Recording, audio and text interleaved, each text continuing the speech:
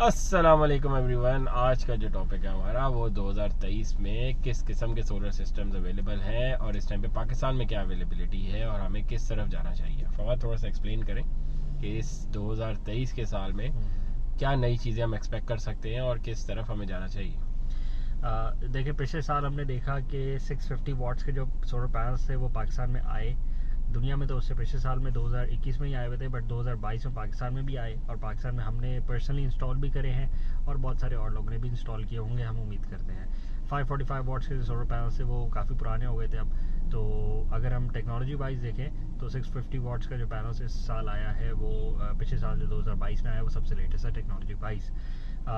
अगर हम वैसे बात करेंगे स्टॉक की अवेलेबिलिटी की, तो स्टॉक की अवेलेबिलिटी आपके सामने है। पिछले साल के सेकंड क्वार्टर से ही स्टॉक की जो सप्लाई है वो डिसरप्टेड है। उसमें कुछ वजूहात इंपोर्ट पे सैंक्शंस भी लगी हुई हैं, इंपोर्ट में डिफ़िकल्टी भी हो रही है, स्टेट बैंक भी मुश्किल क्रिएट कर रहा है, डॉलर्स की अनअवेलेबिलिटी भी है। तो बहुत सारी रीजंस की वजह से जो सोलर पैनल्स की अवेलेबिलिटी है पाकिस्तानी मार्केट में वो पिछले साल से ही डिसरप्टेड है, वो इस साल कंटिन्यू हुआ है। इस साल भी वो जो डिसरप्शन है वो कंटिन्यू हुई है, कोई अवेलेबिलिटी ख़ास है नहीं इस साल भी।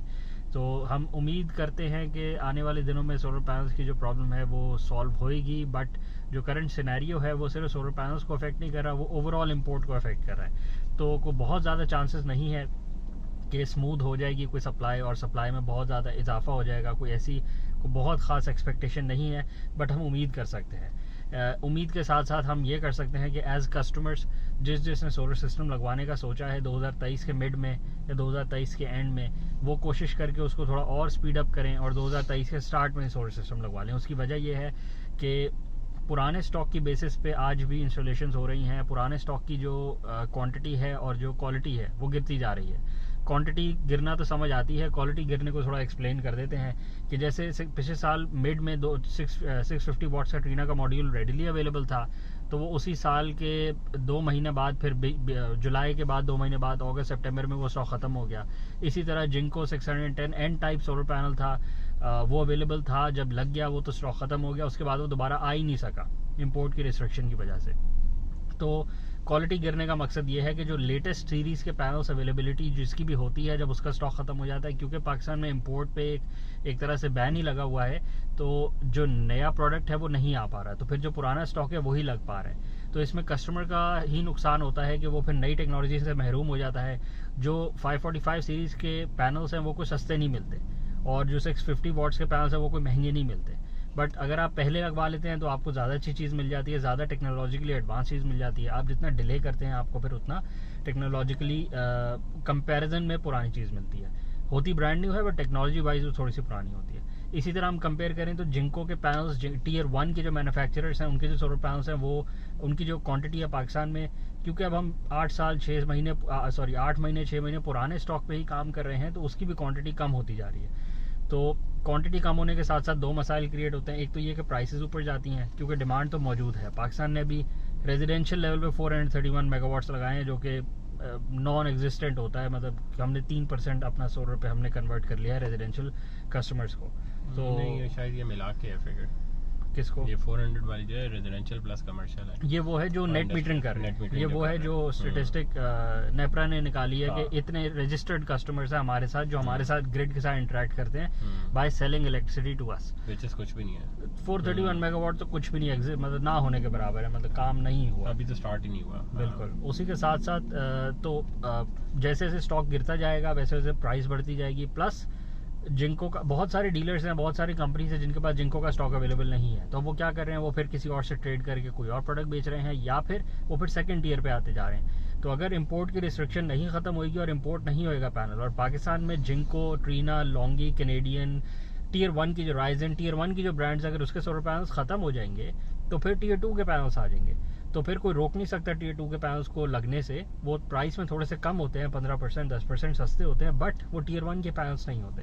फिर कस्टमर के पास जो ऑप्शन है वो कम से कम होते जाएंगे। तो आज उसके पास, कस्टमर के पास ये ऑप्शन है कि वो टीयर 1 का पैनल लगवाए, उसमें कौन सा मॉड्यूल लगवाए, कौन सी कंपनी का लगवाए। कल को ये ऑप्शन उसके और रिस्ट्रिक्ट होते जा रहे हैं क्योंकि जो मार्केट में पैनल्स की अवेलेबिलिटी है उसमें कमी आती जा रही है। कुछ और आप ऐड करेंगे इसमें? मेरा ख्याल है कि बस ये जो साल है 2023 का कुछ ट्रिकी होगा अभी जो हम कंडीशन देख रहे हैं, जो पहले हम कस्टमर की डिमांड पे हम पैनल्स लगा लेते थे, अब वो चीज़ ख़त्म हो चुकी है। अब जो अवेलेबिलिटी होती है, और जौन से एक तो कंपनी की अवेलेबिलिटी और दूसरा उस वॉटेज की अवेलेबिलिटी, इन ये दोनों पे अब कस्टमर्स अपनी डिमांड का नहीं लगवा सकता सोलर पैनल। तो जौन सी अवेलेबिलिटी होती है वही लगता है। विद टाइम वही वाली बात कि हम जब ये स्टॉक भी डिप्लीट होना शुरू हो जाएगा तो फिर सेकंड ईयर्स पे या जो अननोन ब्रांड्स हैं उस तरफ हम आ जाएंगे, जिसमें हमें श्योरिटी नहीं होती कि ये वाकई ए ग्रेड पैनल है। पैसे तो हम पूरे ही चार्ज हो रहे होंगे, पर पैनल जो है वो आपको कंफर्म नहीं होगा कि ए ग्रेड है बी ग्रेड है। तो देखते हैं सिचुएशन किस तरह बैठती है। अगेन अभी देखें, सोलर लगा बगैर तो गुजारा होना नहीं है, ना हमारा होना है ना मुल्क का होना है, तो वो तो लगना ही है।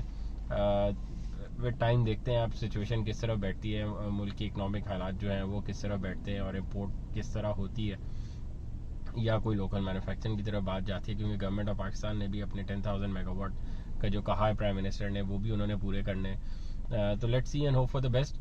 एज ए इंडिविजुअल हम यही कर सकते हैं कि एज सुन एज पॉसिबल जो भी हमारे घर पे हैं या हमारी फैक्ट्रीज़ हैं, हम उनको सोलराइज कर लें ताकि बेस्ट से बेस्ट चीज़ हमें मिले और मैक्सिमम हम बचत कर सकें, अपनी भी और मुल्क की भी।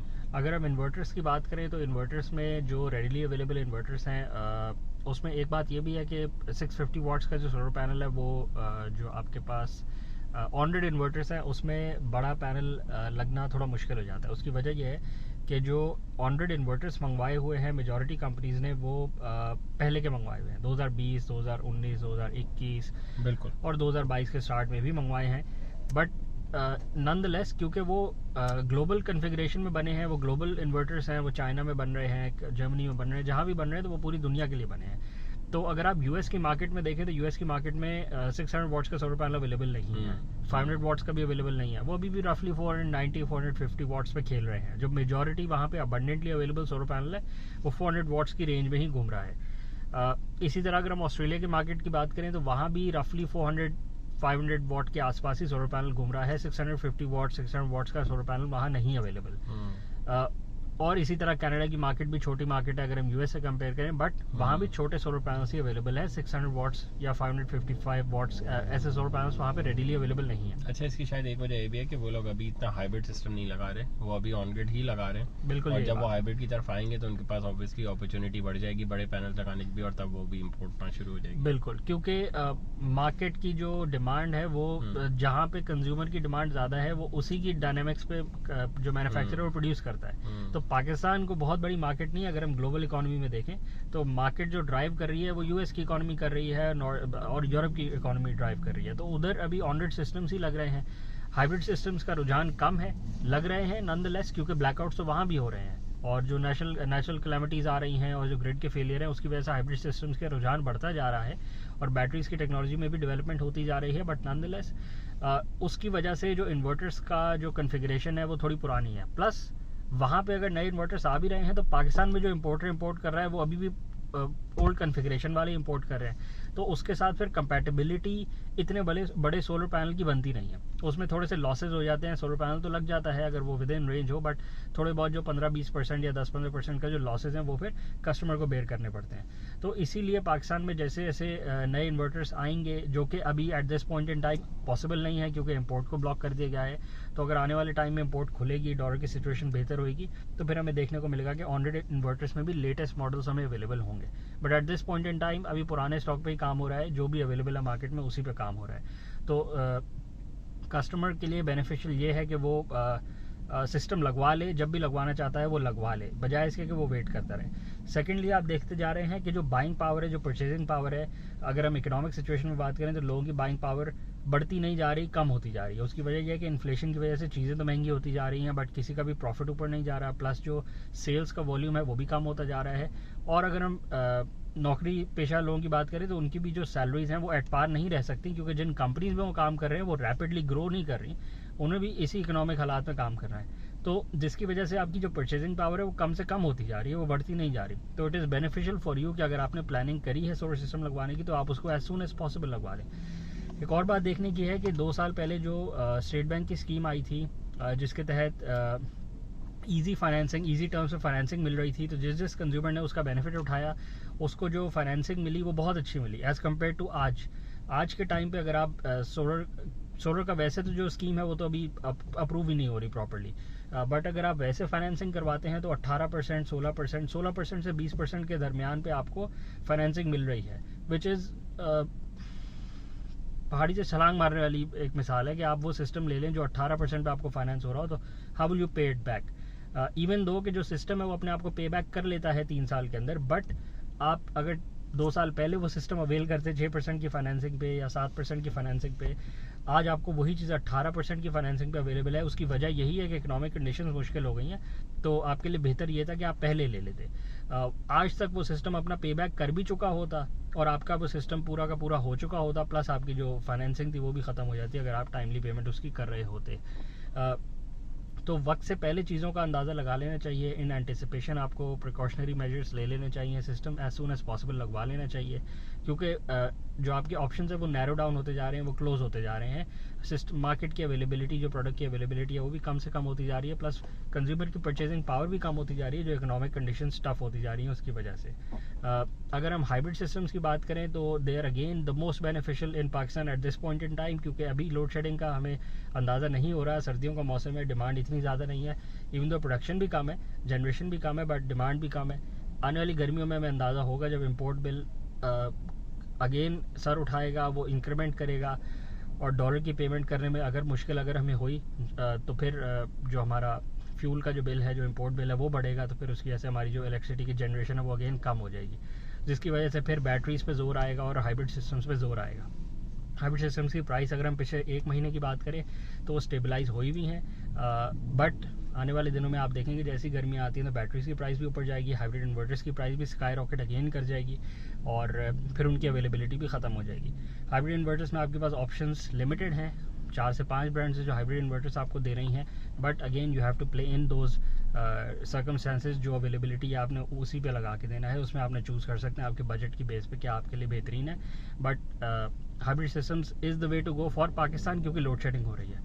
Unless you have a secondary source of power backup जो आपके लिए फीजिबल है, जो आपको सस्टेनेबल लेवल्स पे आपको इलेक्ट्रिसिटी प्रोड्यूस करके दे देती है और चीप इलेक्ट्रिसिटी होती है, तो then again you can go for an on grid system also. आज के लिए यही था।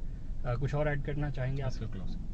आज के लिए यही था। चैनल को लाइक करें, सब्सक्राइब करें, ज़्यादा से ज़्यादा शेयर करें। अगली वीडियो के साथ आपके साथ फिर हाजिर होंगे। Thank you.